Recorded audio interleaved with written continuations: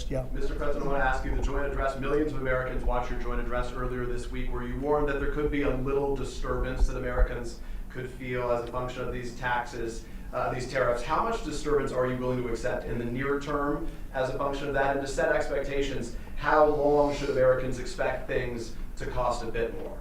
Well, so far, Peter, there hasn't been very much because these numbers are coming out. We're here for just a little over 4 weeks.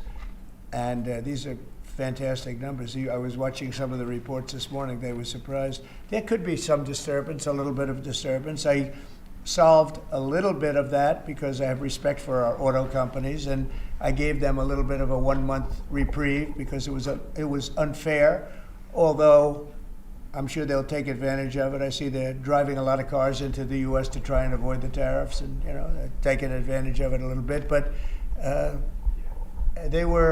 they called me, they asked me, they said, could they have a little bit of help? And I decided, they're American companies, USMCA, and I let them have that.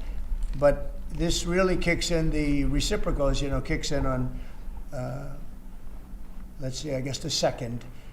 And I wanted it to be the 1st so badly, just didn't want to be on April Fool's Day. So I made it the 2nd. That's going to cost a lot of money. That one day is going to cost a lot of money, but that's okay.